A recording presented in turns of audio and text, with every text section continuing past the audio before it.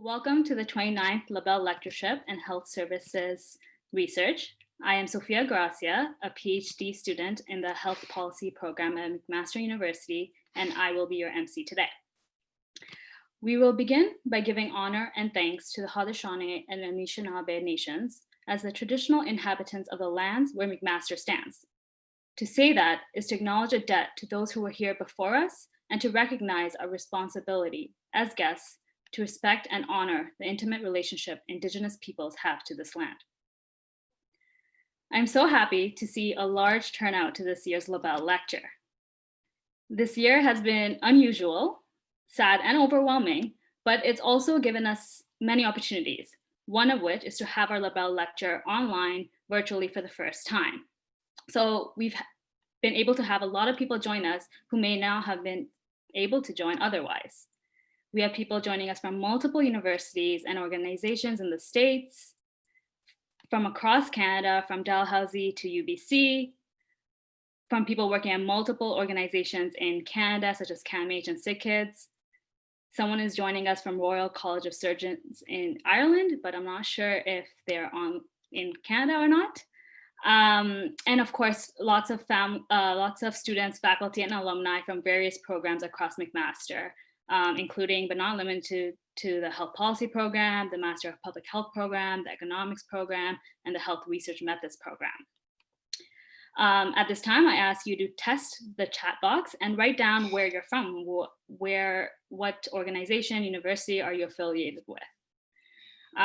It's truly wonderful to have such an interdisciplinary and multidisciplinary audience today, filled with students, professionals, and faculty who are at various stages of their life.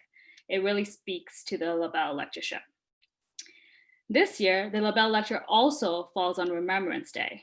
So we would like to take this opportunity to acknowledge the courage and sacrifice of those who served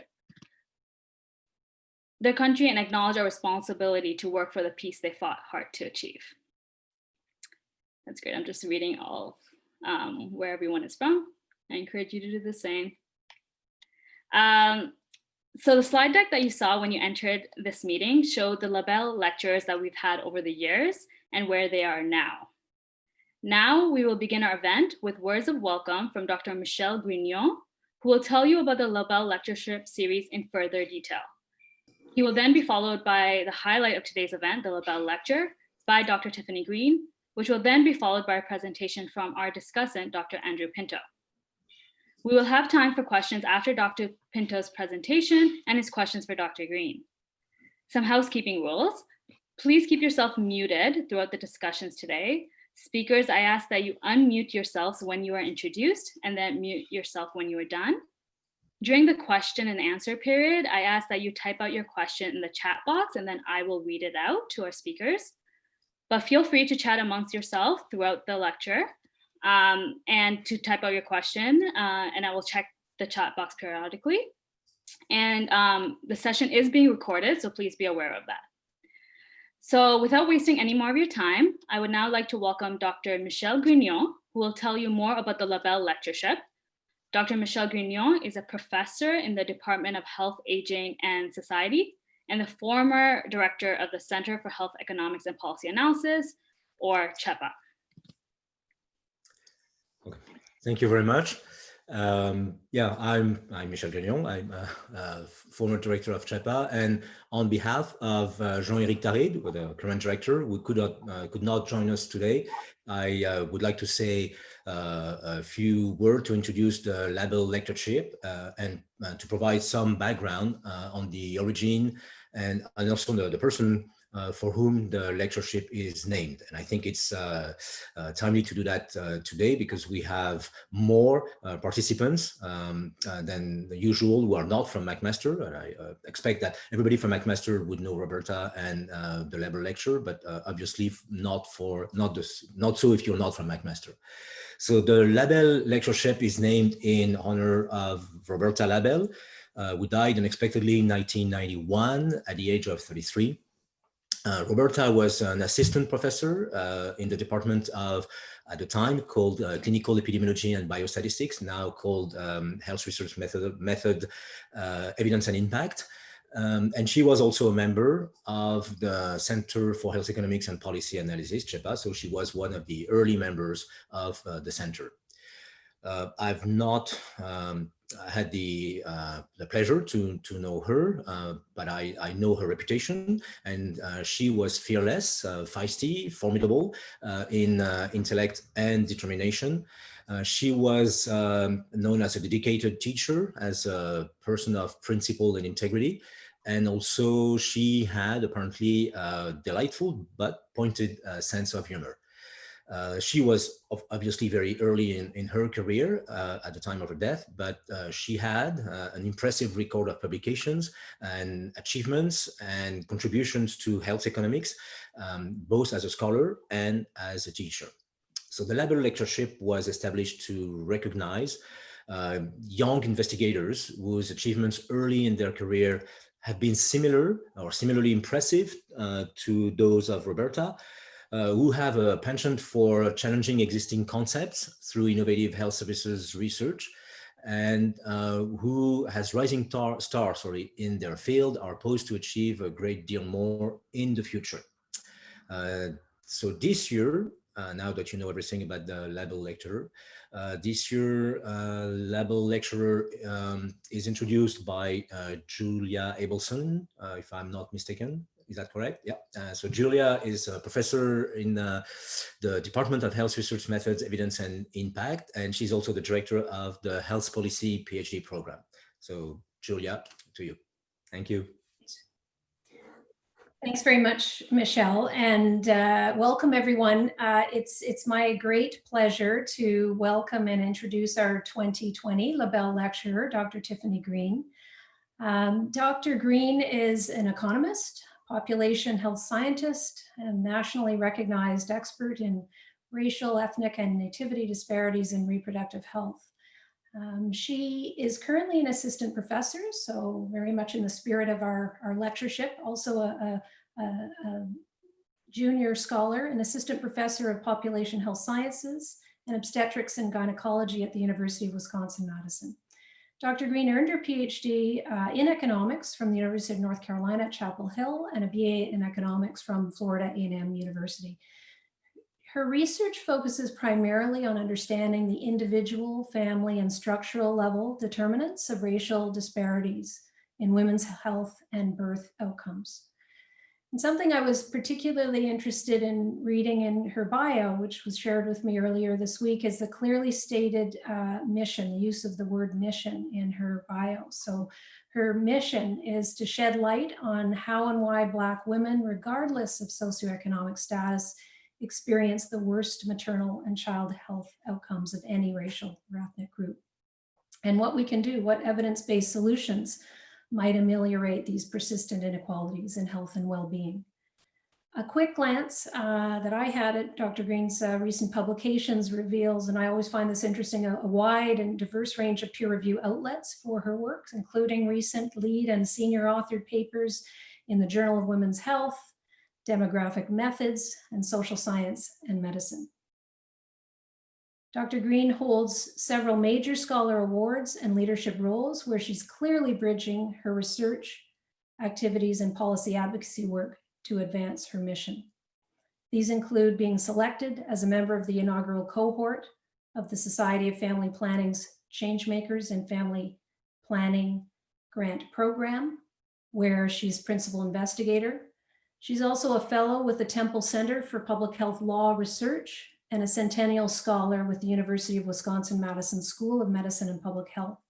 And finally, and perhaps most significantly, or certainly of significance to me when I looked at her bio and CV, is that she's serving currently as the co-chair of the Black Maternal and Child Health Alliance of Dane County in Wisconsin, a coalition committed to centering the voices of Black mothers and ensuring that Black children are free to reach their highest potential.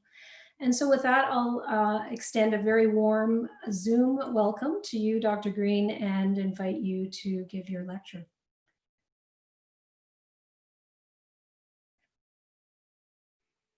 Thank you so much for that warm introduction. Can everyone hear me? Yes, okay, great. Okay, as an economist, I care a lot about poor health at birth. For example, in the United States,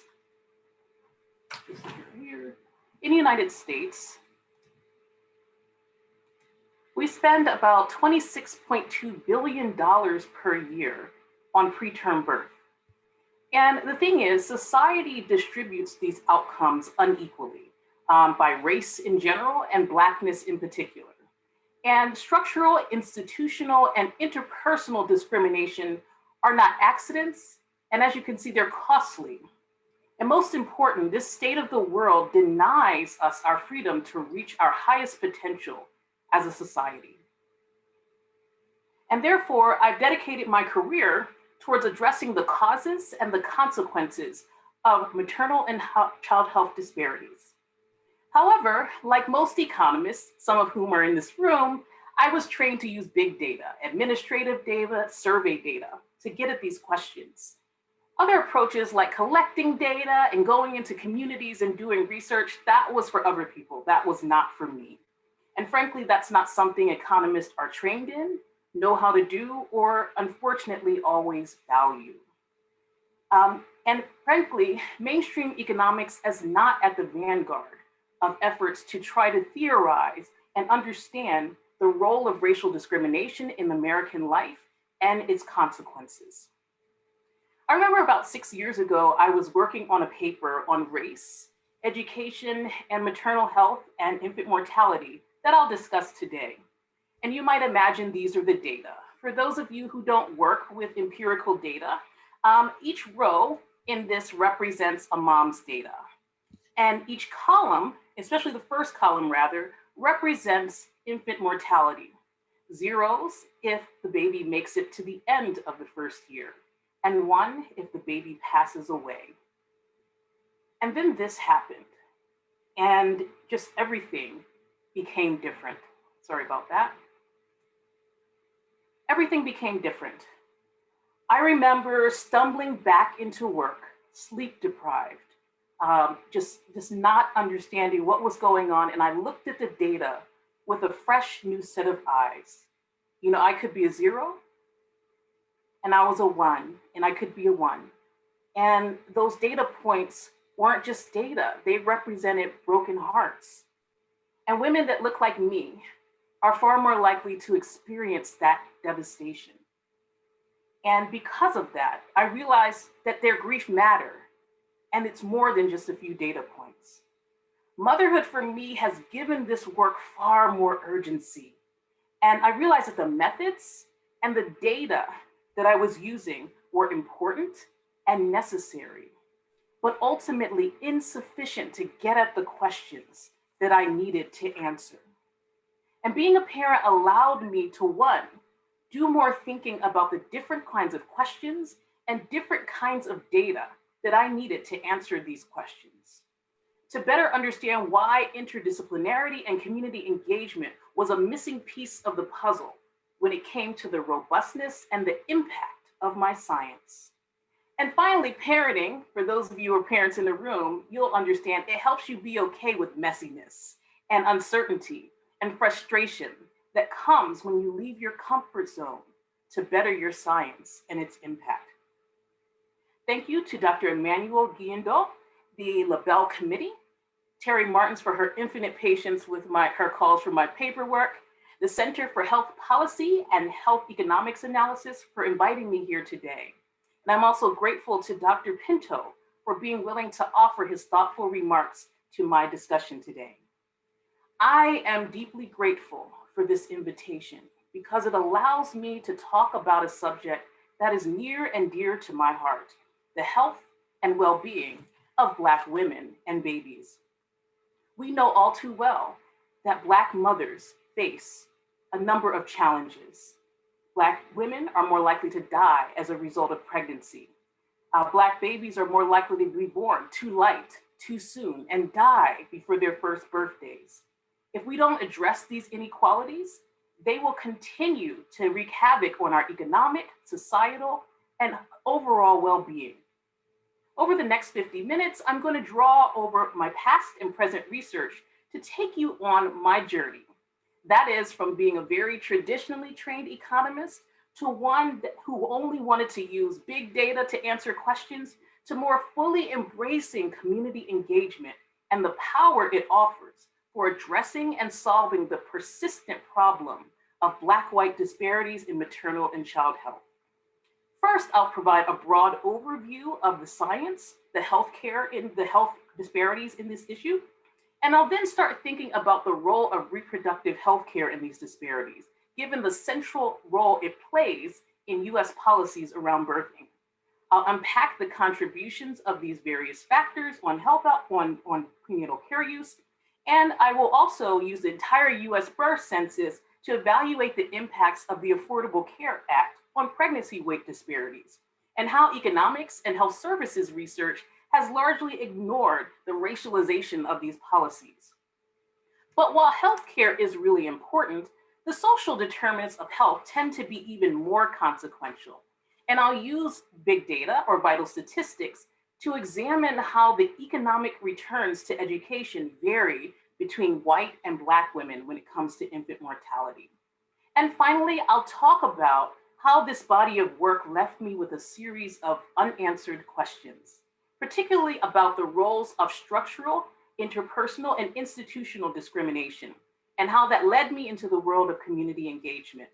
I believe this combination has made my work more innovative, impactful, and gives me hope that I can make the changes together with other people that will lead to greater reproductive equity. So first, a quick overview of Black-white maternal and child health disparities in America. As you may know, Black women tend to experience among the worst reproductive health outcomes.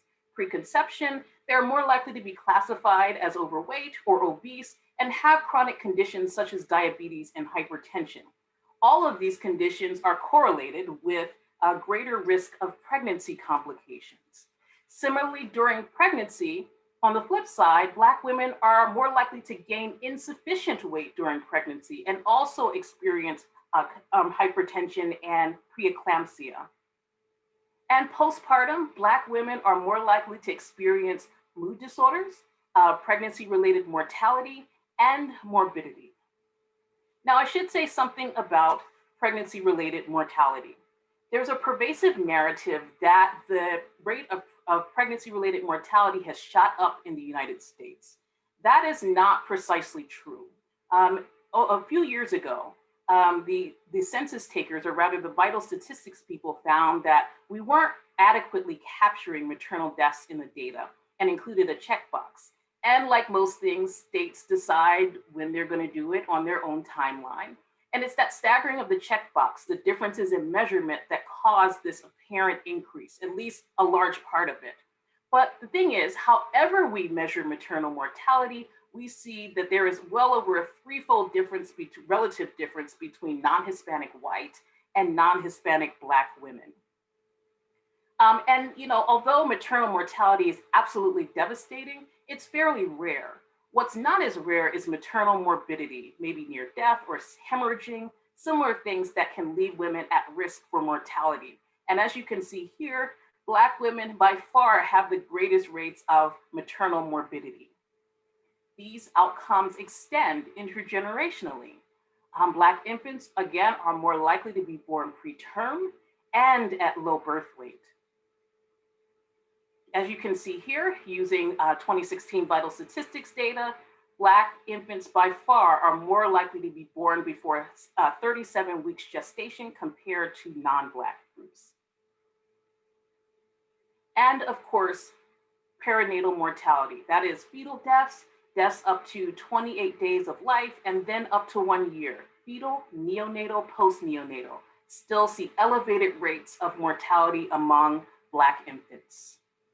And as you can see here, although that gap has narrowed somewhat over time, it's ticked back up, and you still see it is large and persistent. And finally, even extending into childhood, we see that Black children are more likely to be in poor or fair health and more likely to have chronic diseases such as asthma. Now, at this point, you might be saying, well, Black people aren't a monolith, and you'd be absolutely right. But while there are nuances to the Black experience in America, Either way, whether you're from the continent of Africa or throughout the diaspora, you still see these racial disparities in maternal and child health. For example, you can see here in these data that non-Hispanic Black mothers, even if they're from outside the United States, still have lower mortality related to US-born Blacks, but still much higher than those of non-Black women, foreign-born or otherwise. And similarly, I've shown in my own work that Black infants or the infants of Black immigrants, while they have health advantages relative to the US-born, they are still worse off than non-Black children. I also should say that Hispanic is something that tends to be treated as a racialized ethnicity. We tend to have a picture in our minds of what Hispanic is, but Hispanic can certainly be white, Black, or other. And we still see that although Hispanic Blacks tend to have better birth outcomes relative to non-Hispanic Blacks, they are still worse off than the children of white Hispanics or non-Hispanic whites. And finally, although I said again that that Black children have worse outcomes in America, you're probably saying, oh, she forgot Canada. I didn't forget Canada. These are US data, and although preterm birth is lower in absolute terms in Canada, we still see that there are racial gaps in these outcomes. Now, I think it's important here for me to be very transparent about my assumptions. And the first set of assumptions is this, that race is not a biological or genetic concept, particularly when it comes to determining these health differences. I think the evidence is clear from a number of disciplines that this is not a valid biological or genetic category. As I tell my students all the time, what race is a category that is a mechanism of conferring, granting, or withholding resources from one group or another. And the system that we live in produces worse health among Black women and children, not biological or genetic variants. It's also important to give you a baseline. There may be some non-economists in the room, so I will give you this set of assumptions. So in health economics, at least in the United States, we start with this idea of the infant health production function. So infant health is a function of medical care, such as prenatal care, other health inputs like diet and exercise. There's also education, which economists think makes you better at producing health and choosing among different inputs for health for making better health outcomes. There's also maternal health stock or endowment, and then there's that initial health endowment, and that's all subject to budget constraints. And although this appears to be a very individual level model, you might imagine how structural factors impact all of these things. But I'll first start with access to care. Access to care is pretty important. And because again, this is a really central part of maternal and child health policy in the US, for better or for worse. I started thinking a lot about healthcare, in part because I was in a health policy department. I've been in med schools all of my career. So, you tend to think about these things. And it's particularly when it comes to the determinants of prenatal disparities. There are significant differences in prenatal care use in the United States. The American College of Obstetrics and Gynecology recommends that pregnant people go into care before the end of the first trimester of pregnancy. And it's seen as an important way of monitoring risky conditions, addressing maternal health behaviors, and improving overall birth outcomes. And as you can see here, again, significant disparities in prenatal care use among these groups. Now, I wasn't always convinced that this mattered at all. As a grad student, you learn that in the infant health production function, and you look at healthcare, and it suffers from something we call endogeneity, or in this case, endogeneity driven by selection bias. And in simple terms, that says that, hey, well, women who go to prenatal care early might have health conditions that we as researchers can't observe. And given that, it might look like early care is causing worse birth outcomes. And the opposite could also be true. And I remember thinking at the time, okay, we can just move on. We don't have to think about this anymore. But the people who changed my mind, believe it or not, were women economists, and specifically Karen Conway and Andrea Kutanova. And they asked an obvious but overlooked question: what about the moms? And they find that when you look at public insurance expansions like Medicaid, they were associated with declines in maternal health complications and declines in hospitalization and hypertension. And those things contribute significantly to maternity care costs. And other economic studies with the later on that address some of these issues with selection bias that I'm raising here also find that prenatal care lowers the risk of insufficient weight gain, lowers the risk of prenatal smoking, and also improves postpartum smoking rates, or lowers them rather. But a largely unanswered question is, what drives these racial disparities in prenatal care use? As you can imagine, there are a diverse array of factors that contribute to prenatal care: income, insurance, site of care, transportation, etc. But the issue is that the relative contributions of each of these factors is not wholly clear. So for example, you might say, well, insurance matters. And sure, insurance is, especially public insurance, is associated with a lower rate of prenatal care initiation in the first trimester. However, other people have found that the racial gaps in prenatal care initiation are larger among women who are privately insured. So just running a regression doesn't tell us to what extent these factors contribute to these disparities. Another challenge is data. I told you I like big data. I like data that allow me to estimate models, but there are few data sources, at least nationally representative ones, that contain information on these theoretically important factors that I mentioned before. And to address these, I use some data to try to figure out what exactly the contributions of various individual level, household and area level characteristics were to racial disparities in prenatal care use. So back to our model of the infant health production function that is the workhorse of what we do. Prenatal care is not something that expectant mothers value for itself. It's valued because we think that it can potentially improve birth outcomes and mitigate the risk of complications. We can have a conversation about to what extent. And the determinants of prenatal care demand would be things like maternal health and pregnancy complications. Like, for example, have you had a prior preterm birth? How old are you? Preconception behaviors, we might think proxy for taste and preferences towards medical care. There's also insurance that I mentioned before, both public and private. The location of care might matter, particularly when we're talking about the experience of women in care. Obviously, socioeconomic factors, particularly in a country like the United States that doesn't have universal health care, matters. And then also geographic characteristics like the concentration of obstetricians and the racial compositions of counties.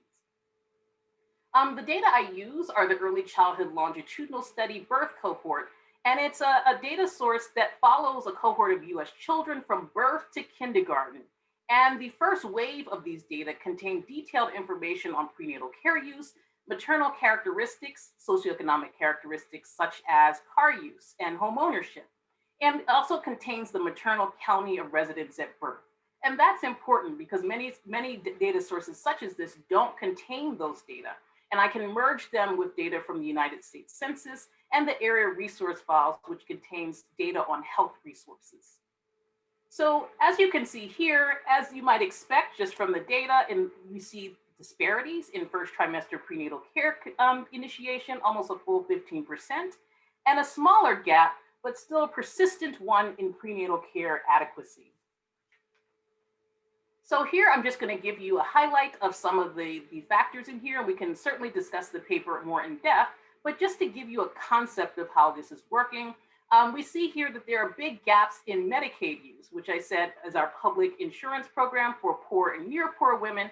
And you can see that almost 2/3 of Black women report being on Medicaid for pregnancy versus less than a quarter of white women in the sample. Black women are also more likely to receive care at public health clinics, which may or may not be associated with a worse care experience. And then when we look at socioeconomic characteristics that also might affect your ability to access care, marriage, white women are more likely to be married. Black women have lower educational attainment in the sample, which might be related to the type of job you can get or the ability to produce health. And we have cars. Car might affect your ability to get to prenatal care use.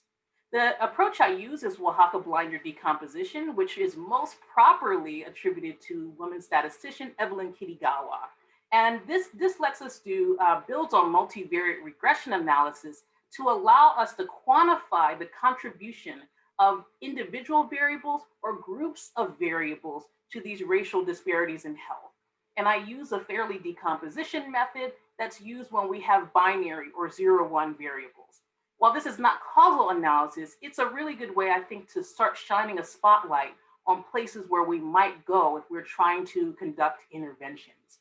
Essentially, there are several different ways to do this. The way I do it is I run a logistic multivariate regression analysis, and then I match the white and the Black women in the sample such that I'm calculating the contribution of each variable or group of variables to these disparities.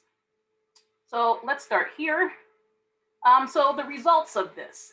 So what I find is that maternal health and pregnancy characteristics such as age contribute about 9% to this gap in prenatal care initiation that we see.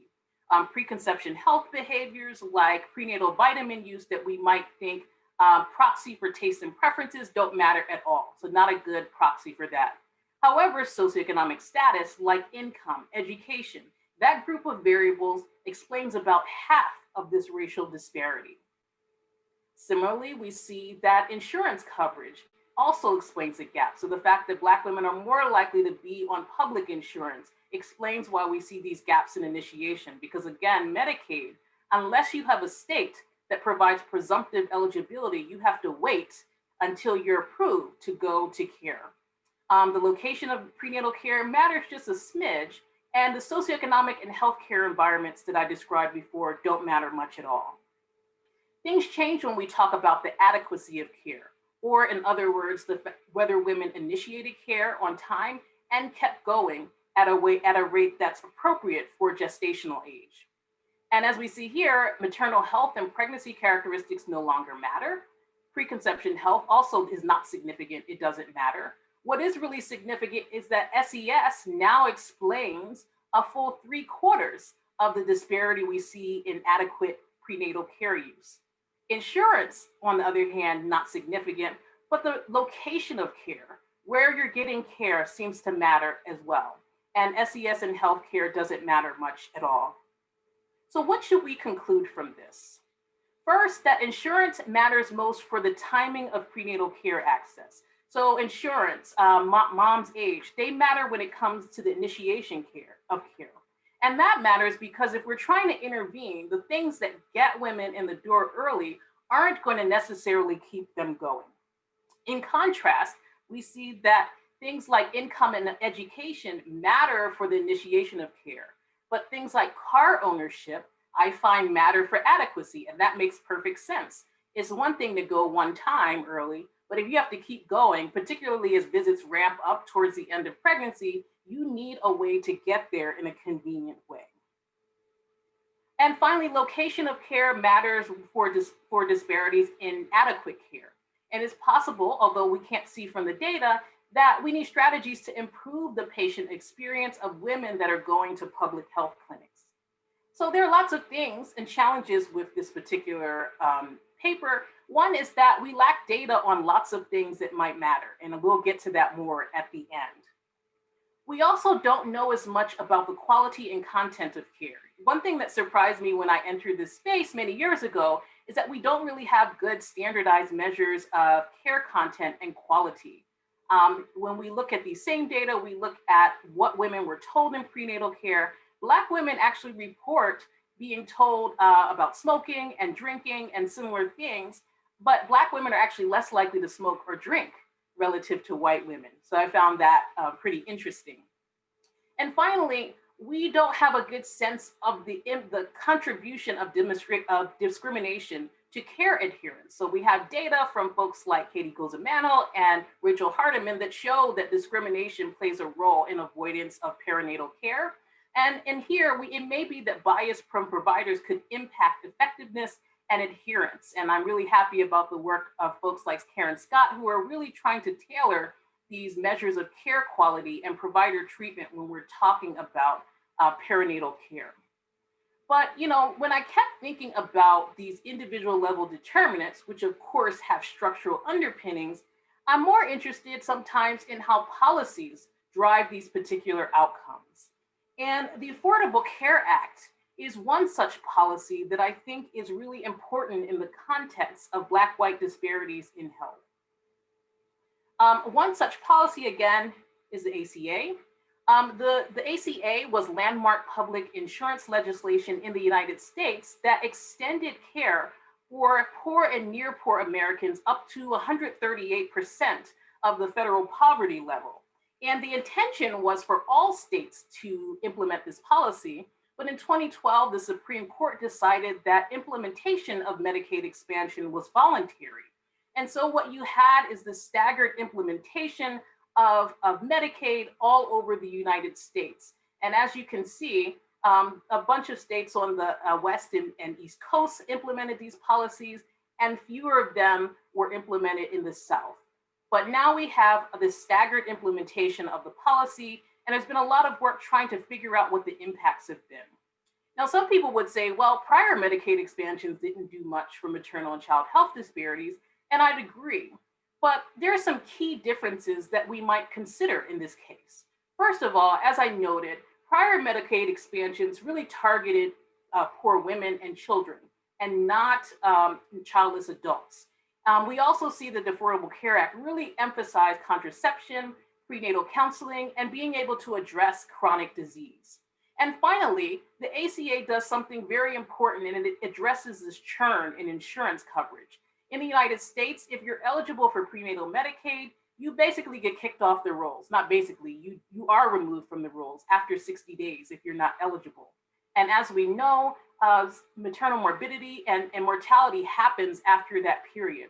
So the ACA may be important in terms of plugging those gaps between and during pregnancies. And what do we find so far? There's work that shows that prenatal care, in terms of Medicaid expansions rather, improved insurance coverage, particularly among childless women. It improved preconception care and folic acid. But the challenge is that Medicaid expansion had few to no impacts on birth outcomes in the aggregate, and that includes preterm birth, low birth weight, and infant mortality. However, I think it's really important to remember one thing. Policies and interventions are rarely race neutral, and we should not treat them as such. The brilliant Brishner points out one really important thing, that the original ACA was very explicit about addressing racial disparities. And that means it brought up texts like the discrimination, race or racial disparities, ethnic or ethnicity, right? And so it was an explicit focus of the law, even though, again, as Jamila Michener points out, Barack Obama ruled in a very race neutral way. The law itself really was geared towards addressing disparities. And as such, it's really important for us to understand to what extent the law was successful in its original aim. And as I said before, mixed impacts on birth outcomes, but there is evidence that the ACA Medicaid expansions improved Black-white disparities in maternal and child health. You see improvements in preterm birth, improvements in infant and maternal mortality. I should mention there are some recent exceptions that find different results, but it is clear that at least for a subset of these studies, the benefits of the Medicaid expansion seem to be concentrated among Black mothers. But the mechanisms are fairly unclear. And in some funded research, we look at the impacts of the ACA on pregnancy-related weight. So why would we want to look at pregnancy-related weight, including preconception weight and gestational weight gain? Pre-pregnancy obesity and excess gestational weight gain are linked to poor birth outcomes, such as gestational diabetes, hypertension, large for gestational age, and preterm birth. Some have argued that these contribute to Black-white disparities in preterm birth. And in the flip side, not gaining enough weight or entering pregnancy underweight is also linked to poor outcomes such as preterm birth and low birth weight. And as you can see here, Black women are more likely to be classified as obese prior to conception. And I want to say that preconception weight and weight in general is a very imperfect measure of health. but I think it can tell us something about inequality when these measures move as a result of policy. The data we use, our old friend, the vital statistics data, and we connect that with Medicaid expansion data from Kaiser. The outcomes we use are preconception weight and the adequacy of gestational weight gain. And we take advantage of advances in nutritional epidemiology, and we capture the adequacy of gestational weight gain with standardized Z-scores that are independent of gestational duration, which a lot of this literature has yet to overcome. And we use quasi-experimental approaches. We use difference in difference models to try to establish this counterfactual. But for this policy implementation, what would have happened to gestational weight gain? And we focus our attention on mothers with a high school education or less, because they're the group that is more likely to be eligible for prenatal Medicaid or Medicaid expansions in general.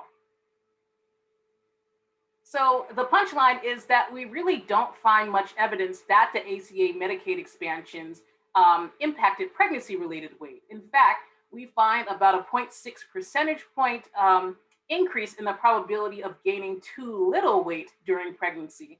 And while statistically significant, I'm not sure that it has much clinical significance. And we also don't see much action among white or Black women, suggesting that any movement came from other racial or ethnic groups in our sample that we're still analyzing.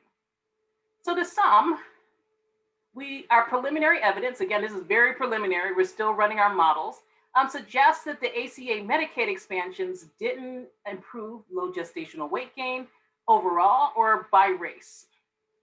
And there are many things that we could challenge with these data. First of all, it might take a really long time for Medicaid to work. It may not work at all on pregnancy-related weight, but evidence from economists shows that being exposed to Medicaid in utero is associated with better health a decade or two later. And these effects may be stronger among Black children who are more likely to be exposed to Medicaid programs. Local context matters. How policies in Medicaid are implemented in different contexts may be more effective than others. And although I won't get into it too much today, the implementation of the ACA was frankly very racialized. We know that the probability of Medicaid expansion passing is significantly related to white support for the ACA, but not at all related to non-white support. So that's something we're thinking about when we're contextualizing these data. I also, I'm thinking about healthcare and healthcare expansions. And while healthcare is important, arguably the social determinants of health matter far more. Education and infant mortality is one such example. If we go back to the infant health production function that's driving these assumptions, education for economists is a way to be a better producer of health, more efficient at it. And it also assumes that if you're more educated, it makes it easier for you to understand new health technologies or choose health inputs to maximize the benefits. And maternal education, unsurprisingly, is related to a number of better health outcomes, including decreases in low birth weight, preterm birth, and infant mortality. And economists, we worry a lot about whether this is a true causal effect, but work that looks at maternal education being driven by college openings shows that education is linked to early prenatal care initiation, lower smoking rates, a better ability to process information, and marital status, which may bring more resources into the household and improve birth outcomes. And as such, there's been a push in policy, particularly in the global South, but also in the global North, to think about using education as a way to improve birth outcomes. Black women in the United States have lower on average educational attainment relative to white women for a number of structural reasons. And the idea is, well, if we improve education levels, wouldn't that improve infant mortality? That doesn't seem true in the case of low birth weight. The gaps in low birth weight relatively are smaller between the least educated Black women and the most educated Black women, but larger relatively among the least educated white women compared to the most educated white women. And to study this problem, we need, as I said before, a lot of data because infant mortality, again, is devastating, but it's very rare. From an empirical perspective, we need a lot of data and we need to be able to look at different subgroups. And in this particular paper, Todd Hamilton and I look at these particular outcomes to try to see whether the education infant mortality gradient varies by race ethnicity. And here I'm going to talk specifically about US born Black and white women. We use our old friend again, vital statistics data, which is a record of all US infant births and deaths.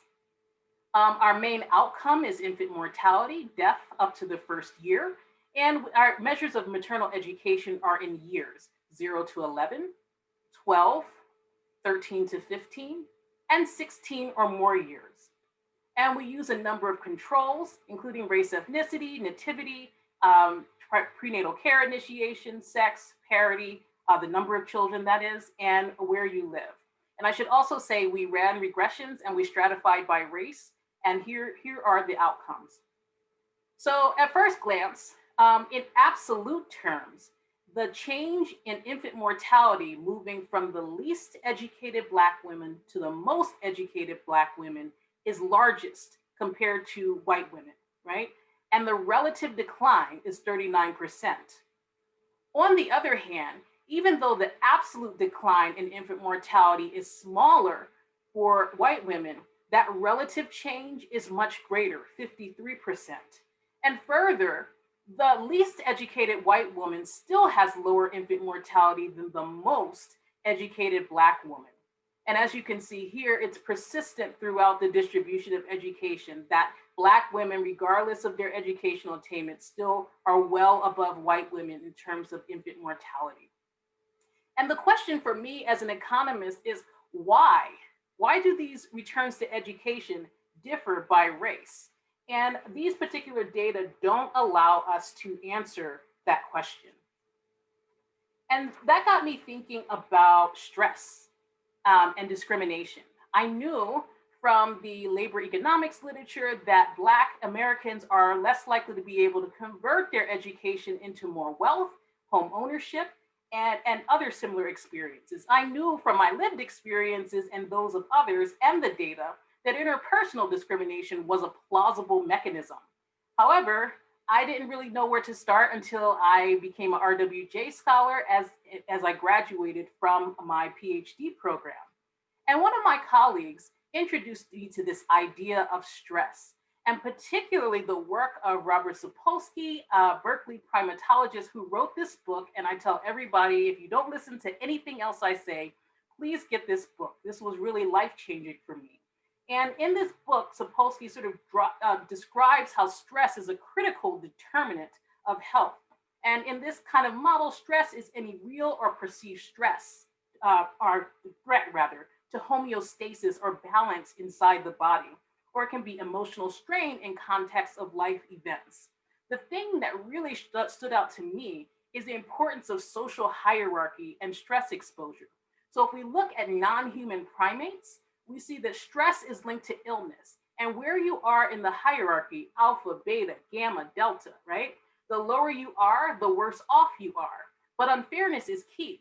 If you were like gamma in sort of the pecking order, but that wasn't associated with poor treatment, like getting your food stolen, getting beat up, that rank wasn't associated with stress and poor health, right? And unfairness really seems to be the key.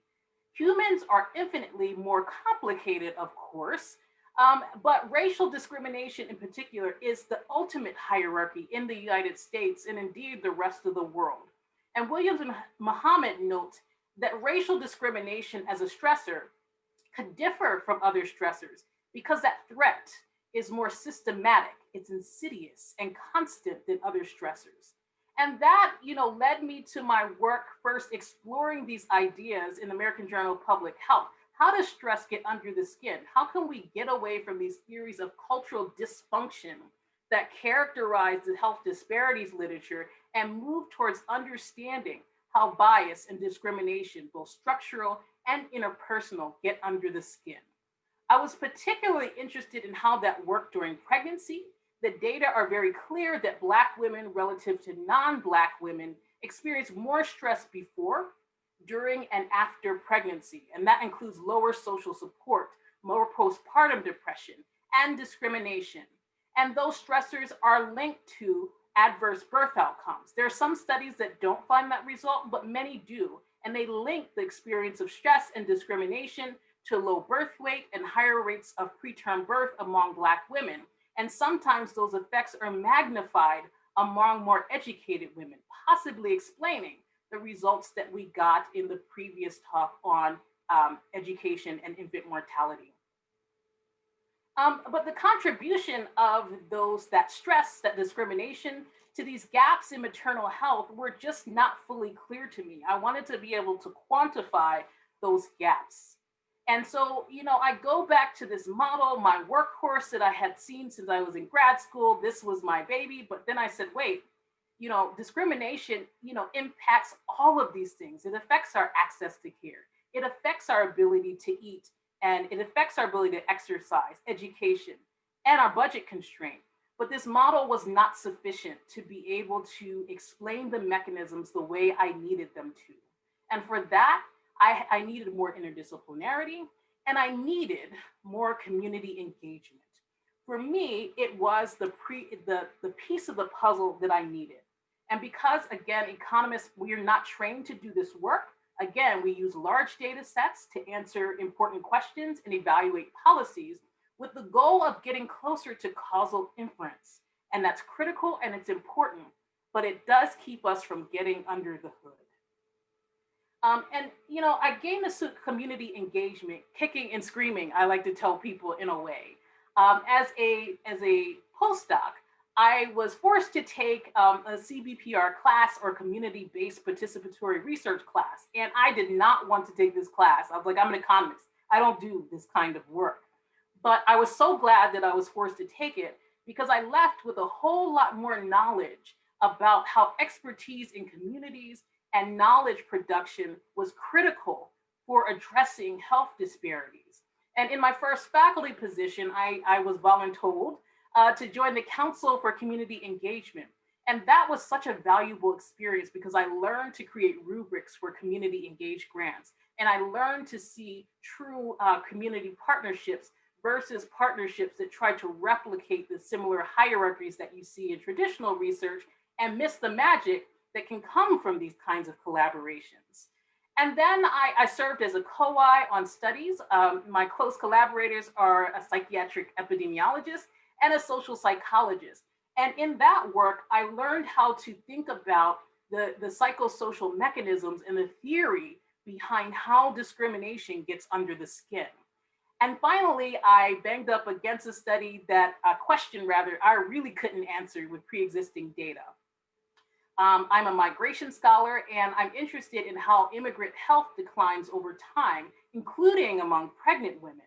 And so the typical story here is that immigrants acculturate over time, and that doesn't take into account how their exposure to and/or awareness of discrimination also changes over time. And to do that, I partnered with my colleague, a social psychologist, now Hagiwara at VCU, and we developed this very simple psychosocial model linking stress, discrimination, and health. And perceived discrimination leads to cognitive depletion, which can affect health behaviors and then health. Now, I told you I really don't like acculturation hypotheses, but one of our collaborators suggested this as particularly applicable in this population. We were looking at Latinx immigrants, which can be Black, but this was beyond a Black sample. And this particular measure of acculturation also included a discrimination scale, and it also included other stressors. So we're able to break them out to see what the impacts, or rather correlations, were between discrimination and health. And we also took classic experimental methods from social psychology into this community sample.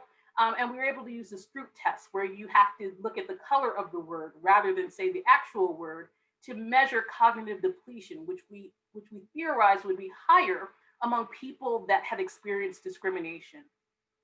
We also measured a number of health-related outcomes, both subjective and objective. And we really worked with a community consultant to make sure that our our measures were okay, and make sure that we were doing things well and in order. And I'm proud of the fact that she trusted us to do this work. And in a time when immigration enforcement was ratcheting up in the United States and still is, we got over 200 people in our so-called pilot sample. And before that would have been like nothing for me, but I'm thrilled now that I actually had to collect data. And these are my wonderful students. I also said, I'm not gonna work with undergrads. And they, several of these are undergrads and they are magical, and they're not just my students, they're collaborators.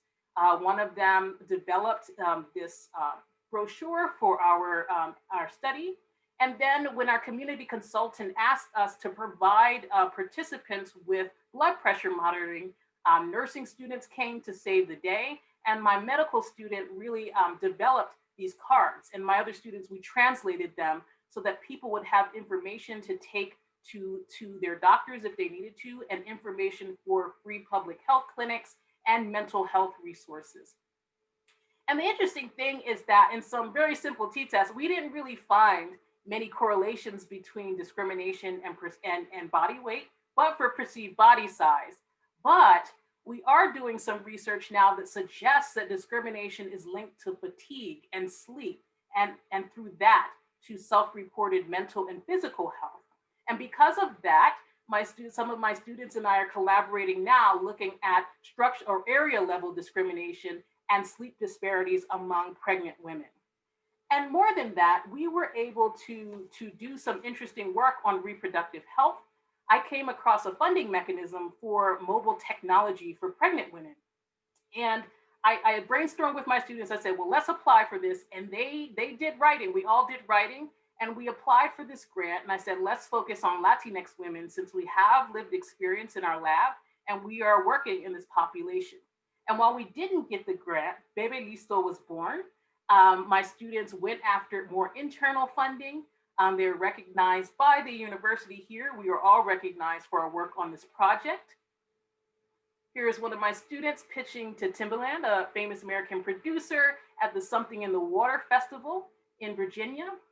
And my students and I continue to be recognized for this work. We won the Maggie Award. Maggie Walker is the first female banker in the United States and a really famous Black icon of the Richmond community. And to get that award for that innovation was just incredibly special. But here's the thing. I was doing all this work on healthcare access and education. I was doing work on the links between education and infant mortality.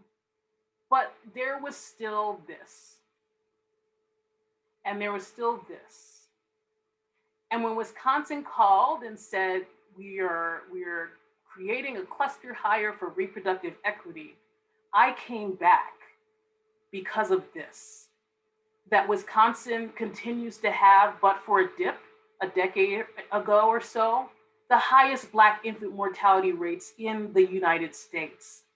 But I went back with the goal of saying, I'm not gonna just do research. I have to collaborate with people. I have to do work that is going to make real and lasting change. And I didn't know how to do it, but the answer is where it always was. Among the unsung Black women in the community in Madison that cared about Black women's health before anybody else did, before the news started caring. They have been incredibly supportive of me. And more important, many of the women in this picture helped to create the Saving Our Babies report. And when I read through the report, it just strikes me how extraordinary this work is. It is probably one of the most detailed qualitative studies looking into how community members see the determinants and solutions to low birth weight. This study had 23 or more focus groups. It included 200 plus women, 23 men, and a number of healthcare and community service professionals. But as I read the report, I realized that it helped give me some of the answers that were missing in my own research, or as economists like to say, omitted variable bias. I asked in my previous study, remember we talked about how public insurance and public clinics contribute to gaps in prenatal care adherence. And when I read the report, women talked about how Badger Care or Medicaid made them feel like they were treated with less respect and received lower quality care. So in retrospect, it's not surprising at all that women would not want to go to care if they're treated in a dehumanizing way. And similarly, I asked, well, a lack of CAR seems to really contribute to these gaps in prenatal care adherence. And the study talks about how Black families being priced and pushed out of the main Madison area to the suburbs where there is less reliable transportation. I can tell you, having taken the transportation, it's all bad. But it really speaks to not only just having a car, but the structural drivers of not only not having a car, but being in areas where you can't get anywhere, period, if you don't have a car. And then I asked, well, we talked about bias. Very few data sources contain information on bias and prenatal care use. And here, one of the women talks about racial stereotyping in the data. The nurse assumed I was a single mother without asking, even though I'm married to the father of my children, and I wrote it down.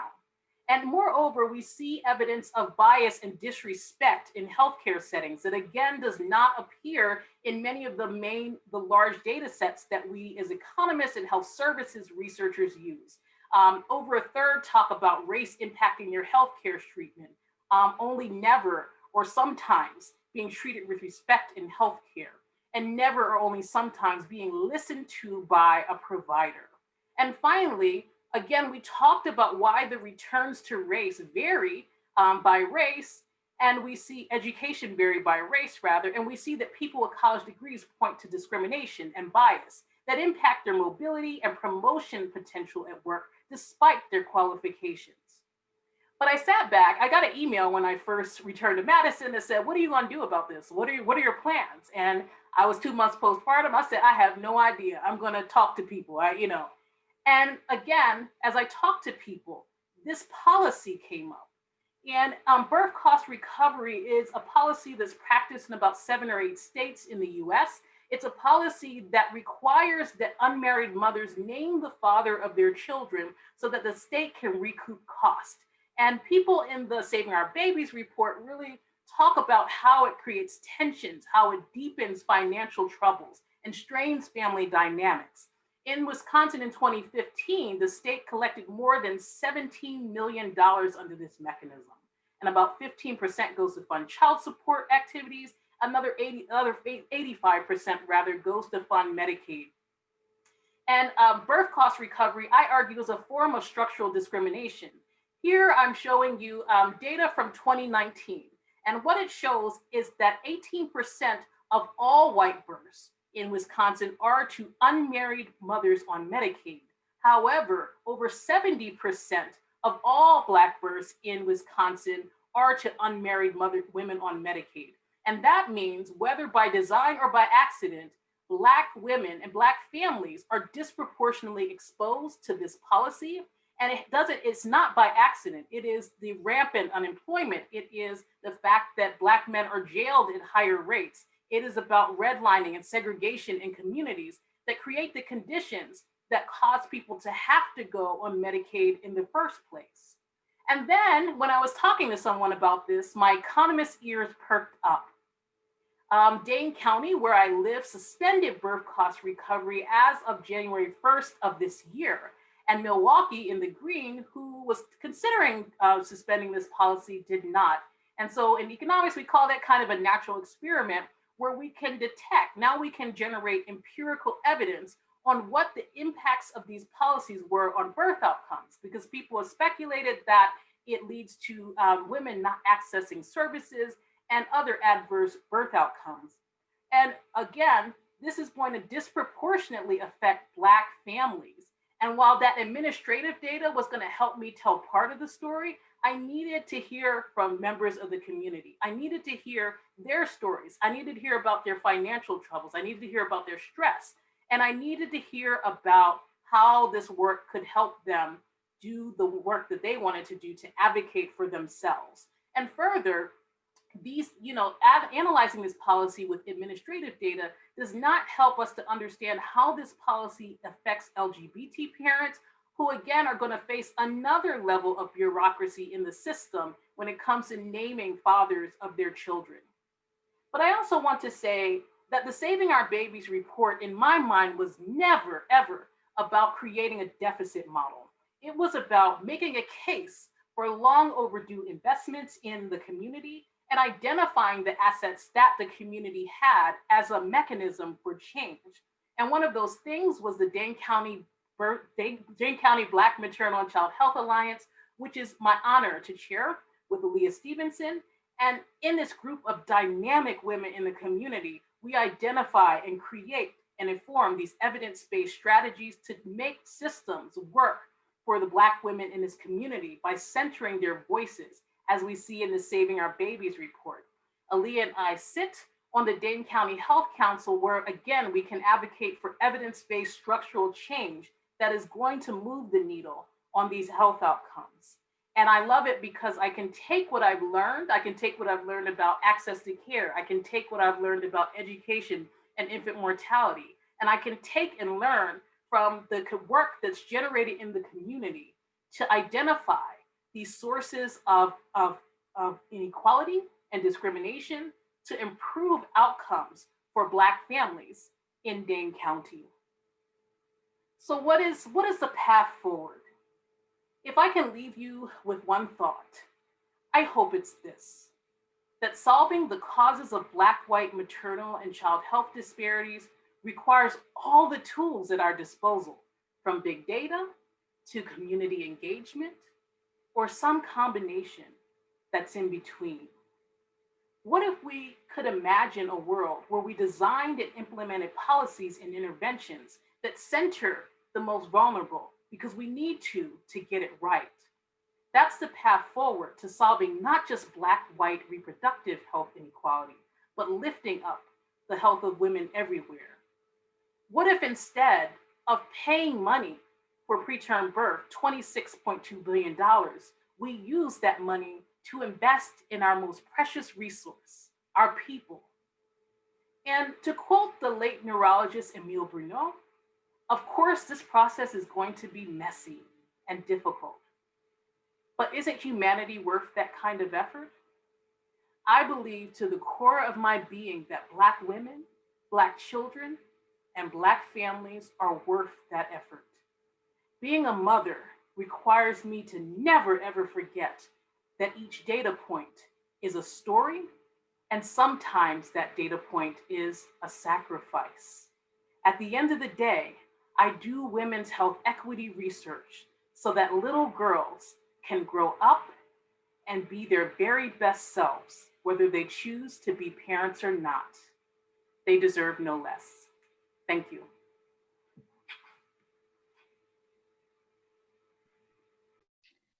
Wow. Thank you very much. That was amazing. Thank you for that enlightening presentation, Dr. Green. I think I could speak for a lot of us that we learned a lot and that we really appreciate the work that you're doing. Yeah, let's just take a pause and give Dr. Green a round of applause for that work. I don't know if you were watching the chat box, but there are many people that love the work that you do. So please do read that when you get the chance. Now we will ask, I will ask Dr. Andrew Pinto to respond to your presentation. Dr. Andrew Pinto is our discussant, and he will be using his expertise to advance what we just heard. Dr. Andrew Pinto is a public health and preventative medicine specialist and a family physician at St. Michael's Hospital. He completed his residency at the University of Toronto and his master's in health policy, planning, and financing at the London School of Economics and the London School of Hygiene and Tropical Medicine. He is the founder and director of the Upstream Lab at the Center for Urban Health Solutions, which focuses on interventions that tackle the complex social factors that impact our health. He is a scientist in the Li Ka-shing Knowledge Institute of St. Michael's Hospital and assistant professor at the University of Toronto. His research focuses on health economics, equity, and the evaluation of complex population health interventions.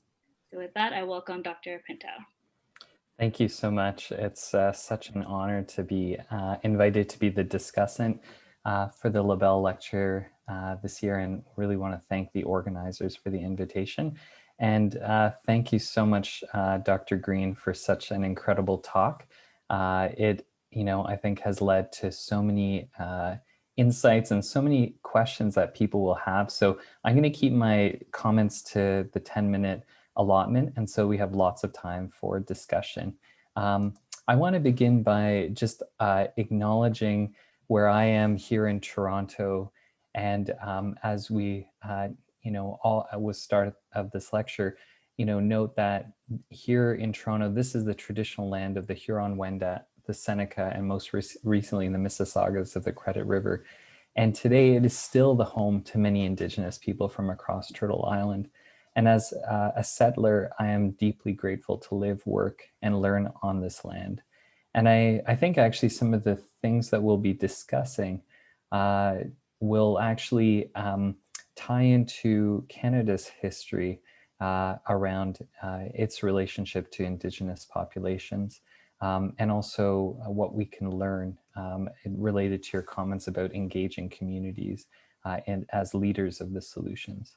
So as was mentioned, I direct a research team called the Upstream Lab, and we focus on these kind of 3 buckets, and I'll touch on each of them in my response to your lecture. One is integrating health and social care and a strong focus on tackling social determinants. Population health management using data, and also data that enables proactive care as part of a learning health system. So Dr. Green, you presented an incredible body of work on maternal disparities, touching on many different determinants, including income, education, but also discrimination and access to care. You presented a journey of towards solutions from traditional economics to community-based participatory research. You're a mentor and teacher to many, and also have this strong focus on policy change to make a real difference, tangible difference in the lives of Black moms and babies. Some questions that emerge from your presentation for me, and that I'll just touch on in more depth. One is, given the intersectional nature of barriers in this area, but also other areas, how do we enshrine intersectionality into our work? Often when we're challenged, as you mentioned, about data, but also I think a mindset that focuses more narrowly on some specific aspect of the data. Rather, we need to often step back and look at that intersectionality. In Canada, as you know, and as we discussed preparing for today, we lack data on race and ethnicity in much of the health sector, but this is actually something that's changing very quickly in response to COVID. And a question that I have really for everyone is, are we really ready for this?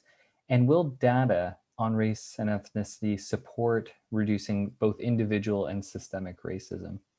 And third, while we often focus on individual level factors, as you noted, even in the production function that you cited, there is a role of context, which is often hard to capture.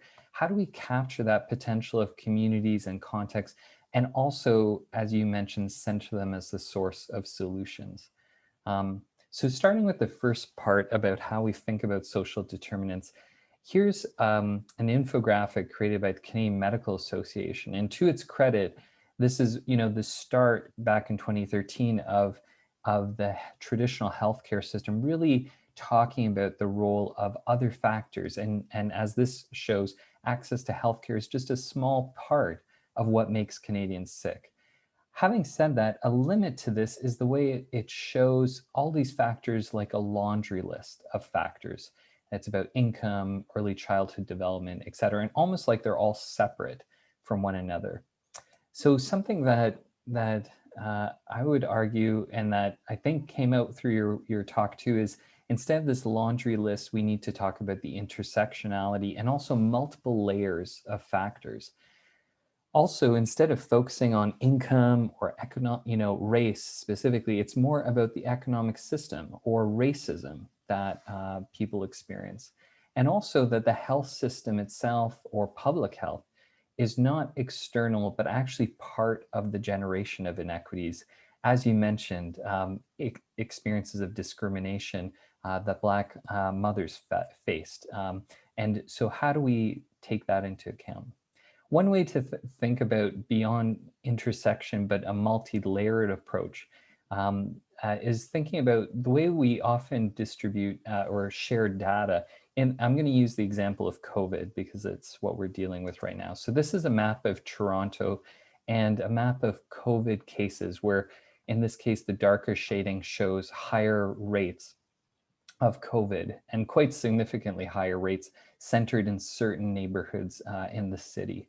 And we often overlay this with a map of income. And this is, in this case, income inequality, or in Toronto, we have the wealthy center surrounded by kind of a donut shape of lower income neighborhoods, people who on average have low, medium after-tax income. Sometimes we also bring up information about what visible minority, and this is data from the census, where we can see that in Toronto, we are quite a segregated city where we do see high concentrations of so-called visible minorities in certain neighborhoods and communities.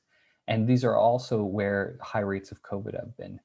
We start to move towards this when we start to create maps like this. This was in COVID, we've known that transmission has happened through a number of ways, one of which is people's jobs sometimes requiring them to continue to go to work. And these are the people who are keeping the city functioning and needing to take transit and crowded transit. So this is a really interesting map created by a geographer looking at crowding on bus routes, and also what parts of the city rely heavily on bus routes as opposed to subways.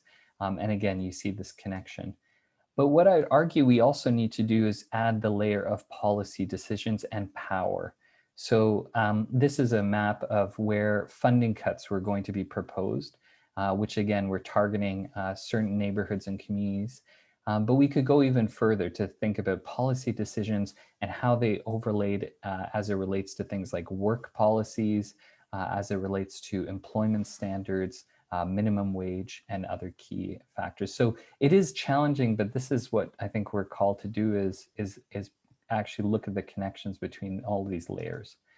One example this could actually translate into the work we do is how we connect our interventions to different parts and different layers. This is an example where the We Ask Because We Care effort was to collect information on people's social determinants. And then this could be linked to an actual intervention that helps people dealing with precarious employment. It could be linked to then an advocacy framework from a department to actually engage in upstream advocacy, and then linked to a policy movement, an advocacy coalition called the Decent Work and Health Network, actually moving to create change. So that's on the issue of really how do we bring intersectionality into this work? Another point is around data. So as I mentioned, we in Canada have rich data in some ways, and as a single payer system, we have some benefits to understanding who uses healthcare services. But in other ways, we're really lacking. And this is an example that came up for many decades. People have noted that in Canada, we've lacked data on race and ethnicity in health settings. And as was pointed out during the early days of COVID, this could leave us to be colorblind and actually not understand and see the disparities that were visible south of us. We released a report in April, noting that based on our work, that data collection on race and other social factors was feasible, and we had learned a lot. And we argued that there should be the same question used across provinces. But what's really important is that there was a preface, that the understanding that this was not about biological differences. It was really about how people are treated differently. And there was a need to be transparent and to engage the community. Canadian Institutes for Health Information over the summer released a standard for race-based data collection. And it's a discussion document that's really starting to happen. I share this just to say this is how recent the discussion in Canada is, that this was just released in July. And here's what it led to. So with community support, and mobilization, actual public health units began to collect this data. And this is data from yesterday for COVID cases in Toronto. And similar findings are from other parts of the country and other parts of the province. But what you can see is that Black individuals are highly overrepresented in COVID cases. In fact, the degree of disparity is potentially quite a bit more than in the US. And what's even more concerning is this is from yesterday, but the same data was available in June, and it's actually widened. So we've actually knew in June or so that this disparity exists, but actions weren't taken to actually limit this and to actually engage communities in the solutions. And if anything, things are getting worse. So some key issues around this, and this is where this question of, is Canada ready to embark on this? And I really want to note, these are issues many folks have raised before me, from colleagues like Janet Smiley and Jennifer Walker, who gave the talk last year, to colleagues like Robin Rowe and members of the Black Health Equity Working Group. But these are kind of the top 10 items to ensure as we go down this path. One is to, as you noted, is to ensure we're conveying that it's not that race equals biological differences, that race is a social construct. Two, that we must ensure Indigenous data governance and sovereignty. Three, that there has to be a process for community engagement. So before health units and health organizations collect this data and start to use it, there has to be a way of ensuring the communities at the center. There are real concerns about algorithmic bias, or this data leading to more biases in how we use big data to do things like prediction in healthcare. And there's been some very concerning examples, and I think a lot about Ruha Benjamin's work on this. We have to be transparent with the data, and we also have to have a commitment to action. In Canada, we have an unfortunate history of studying a lot of stuff and collecting a lot of data, and then it just kind of sits there and not being linked to action and accountability. And this has actually been the case in many Toronto health organizations that have been collecting this data for a number of years. It hasn't necessarily led to action. There needs to be investments in actually training and data quality, as well as things like security and privacy. And number 10 is really important, is race is really a proxy for racism. And so could we also move to include measures of experiences of discrimination, as you mentioned? My third point is about communities, and kind of a question to you and to others about how, with the work you presented, the role of context, and how do we capture that, particularly because there are data limitations. What data do we need in this area, and how do we consider the role of things like community assets, the physical environment, but also things like community cohesion and social isolation? And I should note, community health centers have really placed communities at their center and are often governed by community boards. But many large health organizations have not really devoted a lot of time. It tends to be off the side of somebody's desk, or kind of a very small effort in terms of community leadership and community guidance. But interestingly, there are shifts now to move away from fee-for-service provision of care and funding to value-based care, integrated care models, and population health management. And this is really driving some change in this area. Community leadership really has to move from being a nice to do to core work. And three maybe key things that enable this are having defined geographic populations, mandating community assessments and community boards, and integrating consultation with other sectors, so that it's not going to the community just about health, it's about also education, justice, or social services. And I should note, partly as a public health professional, public health has a long history, and we could learn a lot from that. So just to wrap up, my kind of key points would be, in response to your talk, would be that I think we have to adopt an intersectional and multi-layered approach to unpacking inequities, as you described, and also the solutions as well. As Canada starts to seriously consider race-based data collection, we have to really avoid the harms and keep focused on the real point is not the data, it's addressing systemic racism. and communities matter and have to be central to prioritization and be the source of solutions. And I just want to thank our amazing team at the Upstream Lab, as well as numerous collaborators involved with this. It's always a team effort. Thank you. Thank you, Dr. Pinto, for sharing your expertise and advancing what we've been talking about, but talking about Canada and the data that we have here. I really liked your question. Are we ready to collect and analyze data on race? At this time, you can ask your questions for Dr. Green, and Dr. Green, you can unmute yourself as well.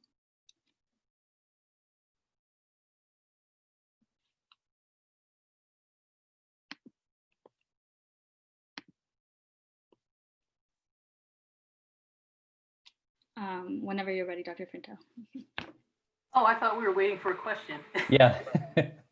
Do you, I wondered, Dr. Green, if you, maybe to start things off, if you had any thoughts on kind of maybe that question around context and data that we need to go further in terms of unpacking, in this case, maternal inequities. What are some of the contextual factors that you see would be important, and what would be some of the data sources, and how does that maybe link to your deepening work around engaging communities in solutions?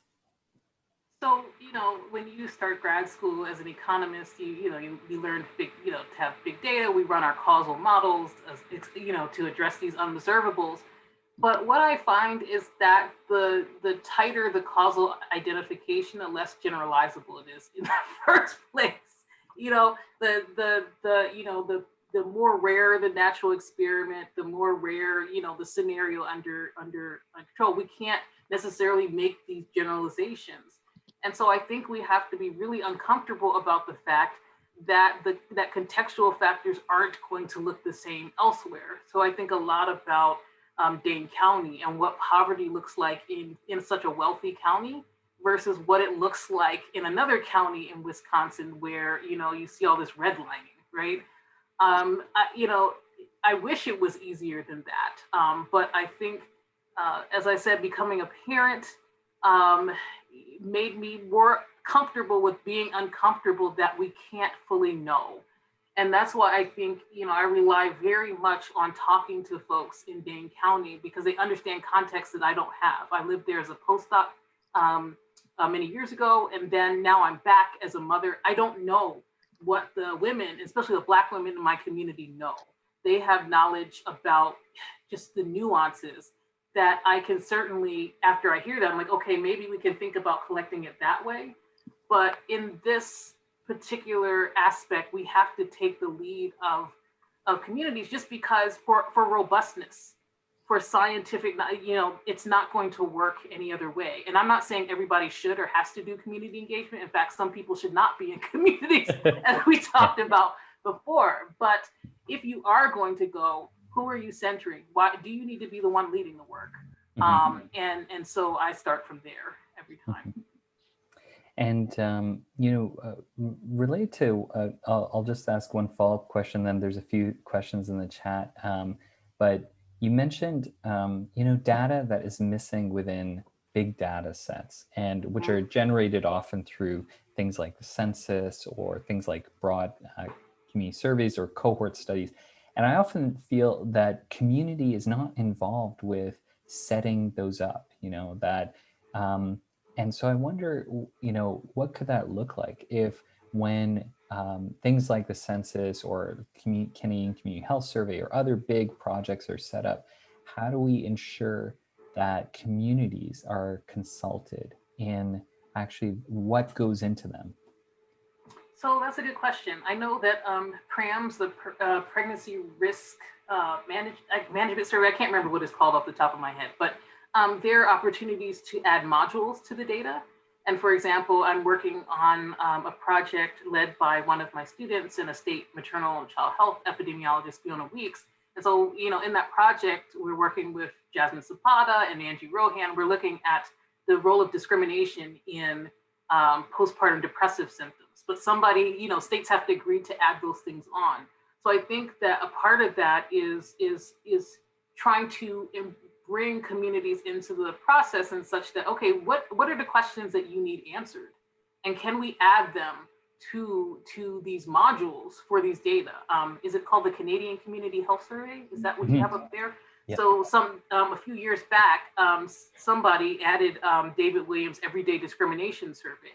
So I think there are, and there are again, opportunities to do that with other US data where researchers can pull in modules. So I think it's important from just a scientific innovation and again, applicability reason to make sure that we say, okay, we can submit these modules. We can tell members of the community that are relevant to our research. Well, what kinds of things do we need to ask? And I think that is a low-hanging fruit way to be able to start this process. I'm sure other people have other ideas, but that's what comes first to mind. There's a few questions in the chat box, and maybe I'll just highlight some for you, Dr. Green. One is one of the questions was about the role, your thoughts on the role of medicine or physicians in pregnancy, or midwives or doulas or others involved. Any thoughts on that, and in the role of healthcare provision? Sure. So that's Dr. McLemore. She's asking me the supremacy. Okay. So medicine is inherently this hierarchical thing, right? So doctors go to school the longest, and they they know the most, and I'm saying that in quotes. And certainly, you know, doctors have an important role, but I think what if we asked a different question, like what is best for patients? What is best for their outcomes? Is this a place for a doctor? Is this a place for, you know, a nurse midwife? Is this a place for doulas to come in and support? And doulas are particularly important because Black women are less, for, again, structural reasons, less likely to have support during pregnancy. And having that support and having that advocate, I think, is really important for you know, historically excluded women and historically marginalized, sort of birthing people in general. So I think that I am wary, though, of tying birth outcomes to doula intervention. And it's not because I think something's wrong with doulas, but as I spoke with one of the doulas in Wisconsin, the idea that we're placing all the harms and all the challenges with our birthing system on their shoulders when it's a structural problem. So it's not, you know, I want to be able to support doulas, but not with the idea that we're going to shift all issues with the birthing system on their shoulders. I don't think that's fair, and I don't think that's appropriate. We need to address the structures that lead to these problems, the structures that give doctors these really small amounts of time to be able to see patients. And I believe that is one reason why we see bias. It's very easy to fall back on biases and these cognitive patterns if you're in a rush. So what would it look like to restructure care so that we create an environment that where people could take their time with patients, so that we create systems where we structure them to listen to patients and have them be an active agent in their own care? You know, what would that look like? What would that look like to implement protocols and standardize protocols when appropriate, so that it's not as easy for people to discriminate in care? So I think a lot about how to structure systems and not change individuals. So, you know. I totally agree. And I think I really think that point you made about time and the relationship to discrimination is really, really key.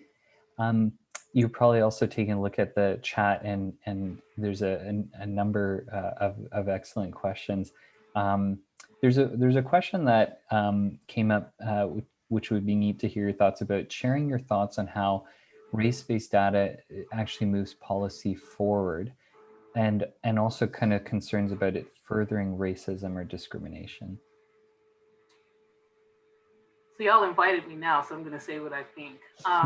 What I see with COVID, and many other Black scholars and I have talked about this, you know, there are scholars that are now studying that have found racial disparities that never have done this work before COVID, because now it's become I guess, profitable in the academic sense. It's, you know, it's easier to get published. It's easier to get grant funding.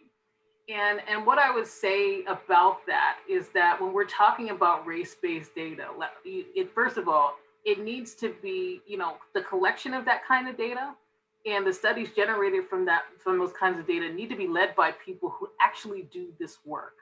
I think people think, well, I just have to run a regression.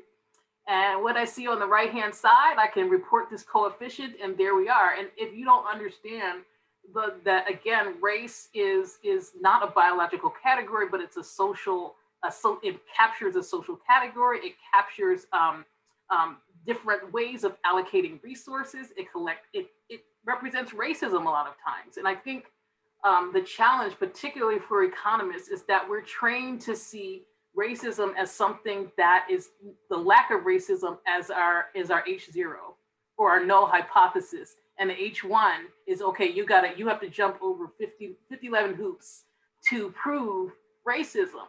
And that's a problem. That's a problem. And a lot of the good theoretical work and the empirical work has been done by Black economists and other economists from historically excluded groups, because our prior suggests that, you know, from psychology and all kinds of other evidence and lived experience, that racism is a thing. So how do we collect data? We center the people that have expertise in collecting those data in the first place. And we engage in some gatekeeping around journal articles. We don't let people get away with writing any old thing when it comes to these studies. We don't let people get funded who have no experience studying race. And you know, that I think that's really important in terms of knowledge production, to not replicate these theories of cultural dysfunction because you're running regression models that you don't know what they mean. Absolutely. And there's been some really excellent work on actually, I think, been triggered by COVID and also by the movement for Black Lives that actually has said, you know, we need to change the way we publish data on racial differences. We need to change the way we talk about these issues. There's another question that's come up kind of earlier on about concerns about privacy laws and weak protections of people's health data in Canada. And I should note that I think, Dr. Green, you've worked with a lot of data that's been generated through surveys and things like census or cohorts. And I would say I've been working more with data that's generated within the healthcare system itself. And I think these are two, you know, different areas, and there's different levels of protection. But I wonder what your thoughts are about that, and if you have any thoughts about working with data from kind of a living healthcare system. Obvious downsides, lack of quality, you know, issues with representativeness. But yeah, I wonder what your thoughts are about that. Yeah, so I think it's important. I think that, you know, they're asking about Canada, but in terms of privacy, you know, in the US, we have differences, you know, and I'm learning in Canada too, different attitudes toward data privacy relative to Europe. So in Europe, you know, they give people a number and they get followed around and you can track them across these different data spaces. And the funny thing is, in the US, you also have the capacity, enormous capacity within states to be able to connect data. For example, in Virginia, where I moved from, you can connect people within a cloud. So let's say a kid is born in Virginia and they go to college in Virginia, you can track them throughout the life course if they're in the social systems, and there's no risk of, or that I know of being disclosure, because it's randomly assembled and they put it together in a cloud. The challenge is all the state agencies have to buy in. So the vital statistics, I think, haven't put in yet, but I think the capacity is there. And I think we have to make it really clear, as I said this morning, to government bureaucrats who are understandably worried that we don't care about identifying people. We care about a statistical identification. Like, that's why we need to be able to track people over time. So yeah, I think in terms of privacy, there are a lot of different ways to be able to protect data, including the Virginia Longitudinal Survey, I think it's called. innovative ways that we can drastically reduce the risk of disclosure. Yeah, and I would say in Canada, there's a few things. One is at a provincial level, there's some provinces that have done an amazing job of being able to link data in this similar way to what you described. Particularly Manitoba is one of the leaders in this area. Ontario, where I am, is also very good at doing this work, although we lack some data sets. And then there's some provinces which are quite a bit behind. There is a movement that's been happening over the last year or so for a national data platform to really allow that type of work, and it's just getting underway. I think people are concerned about, though, too, the data being stored in health care system databases, and we're seeing the rapid progression of electronic medical records and also consolidation of EMR vendors. And that is actually creating a lot of concerns about who has access. There have been examples where data has been sold to pharmaceutical industries from health records. So there are real concerns. And again, centering communities and making sure that they are in the leadership of this is key. There is an emerging trend of community data trusts to be created that actually have governance over the use of this data. And I'll note one great example. Dr. Jennifer Walker, who gave the Labelle lecture last year, talked about her work forming a relationship between the Chiefs of Ontario, who represent many of the First Nations in Ontario, and the Institute for Clinical Evaluative Sciences. And that relationship, how it's actually allowed work to happen that is still governed by the First Nation community. There's another question that comes up about the question about, for certain communities who struggle, it could be seen as a luxury to take part in research or policy. And how do you engage communities in a way that's accessible, meaningful, and equitable? So I'm a baby in this space, so I know a lot of people on this chat in this Zoom lecture are experts in this space. But one thing I would say is that I think about a lot of things in terms of power. And if people are, if you're not going to collaborate, and I'm not saying you should, people will often try to study you rather than collaborate with you. And I think that communities should realize that they have enormous expertise. As I said, when I did that first pilot study, I was introduced to an amazing community consultant. And I tell folks in the community, of which I'm a part, right, that your expertise matters and you should be remunerated for that expertise. I would also say that, I think they need to realize they have power, because researchers are not going to get the right sample.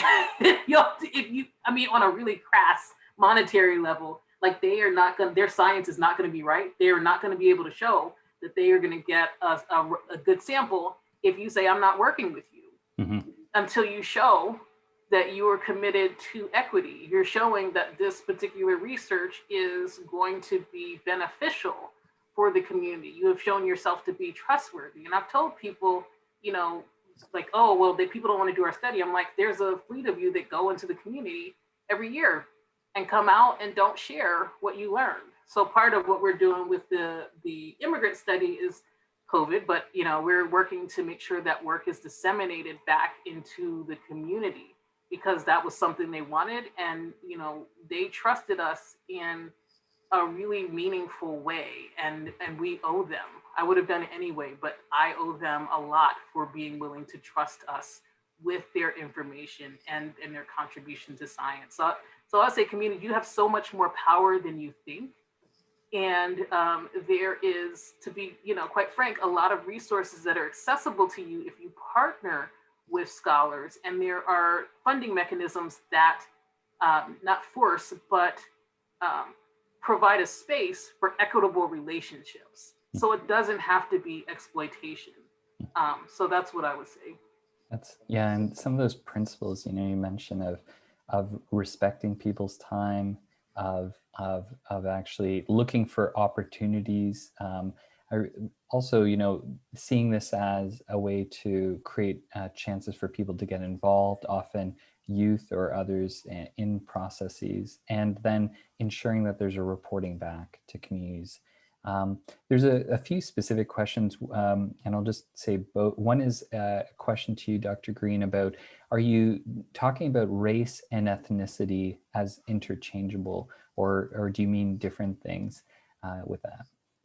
So that's a really good question, and one that I think about quite a lot. So I try to be really specific in my terms. So I use non-Hispanic Black because that's an ethnicity and a race. So you can be Black and Hispanic, but you can be Black and not Hispanic. So generally in the literature, not always, but it's sort of non-Hispanic Black, non-Hispanic White, non-Hispanic Asian, and Hispanic. Now, in some work that I've done, I've compared Hispanic and non-Hispanic Blacks. So that's not always necessarily the case, but in the work that I showed today, with the exception of that one paper that looked at Hispanic and non-Hispanic Blacks, I restrict looking at non-Hispanic Blacks. And you're right, it's a challenging thing to parse.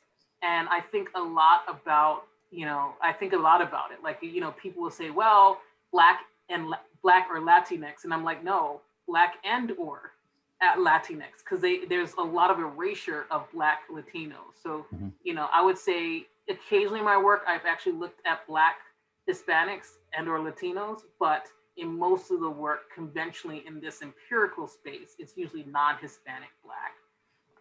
And this is an active area of discussion in Canada too. And for the Canadian Institutes of Health Information, their initial report used the Ontario Anti-Racism Directorate Standard, which we had also used in our research, which it just used the term race and included Indigenous as part of it. And now there's been, with feedback from the community, there's been a move to separate out Indigenous identity as ethnicity. But there's a lot of ongoing discussion about that. There's a really interesting question about your thoughts on, so under the Affordable Care Act, hospitals are, to maintain their tax status, had to conduct needs assessments every 3 years. And I know of a number of colleagues really interested in this. And it was one of the things that I think about actually coming here to Canada, particularly as our system evolves. But what's your thoughts on the impact of those needs assessments? So this is where hospitals went out and looked at communities, and what was the impact of it? Did it really, create change? Well, not that I know of, but this is probably the first time anybody's brought this up in a seminar, and I'm so excited because most people didn't know about it.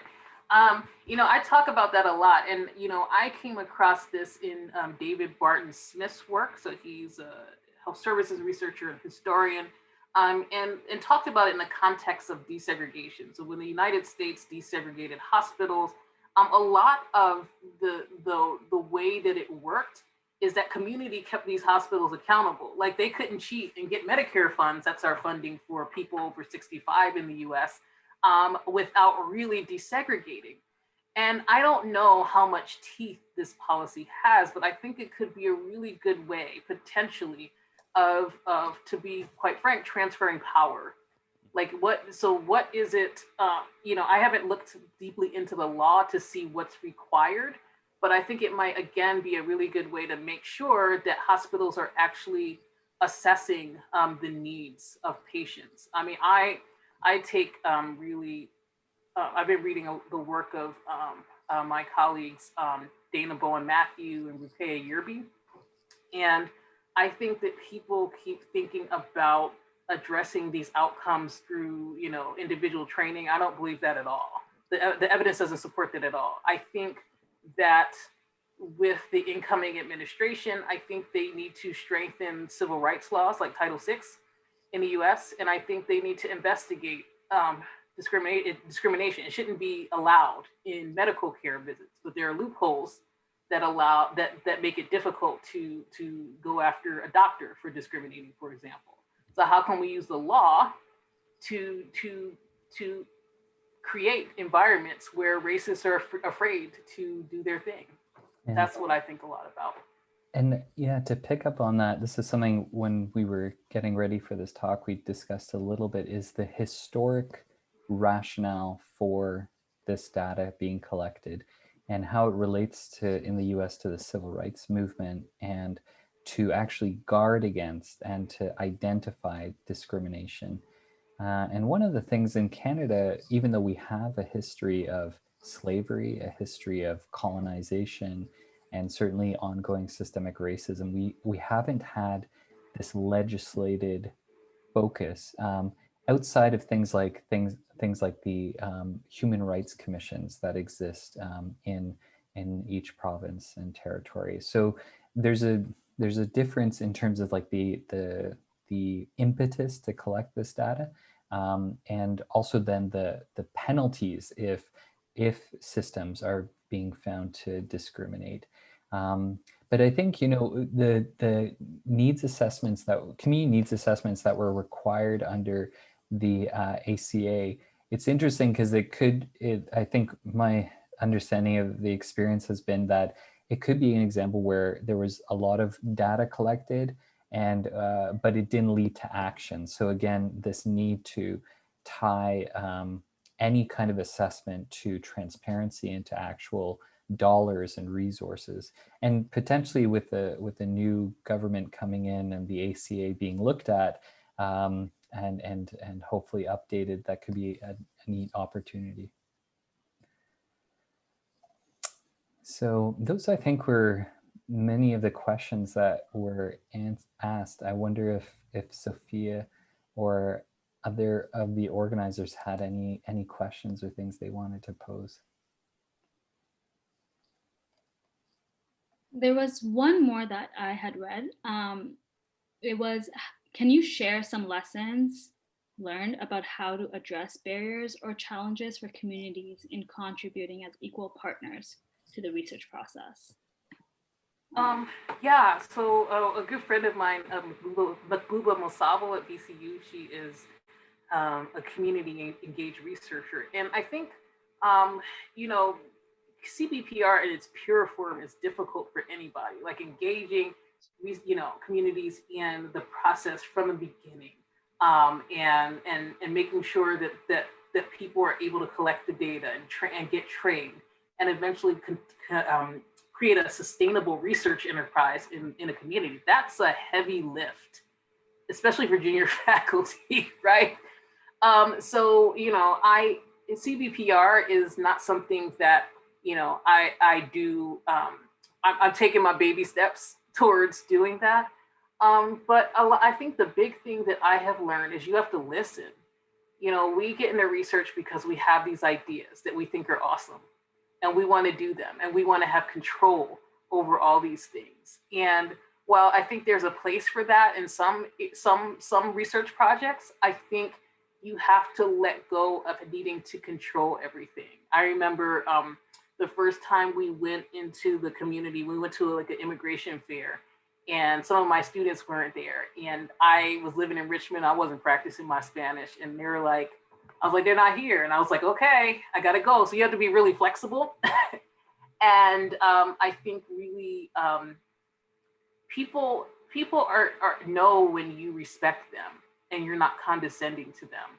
So I was really clear with students that interview with me. I want people here that are going to treat our participants that are giving us this gift with respect.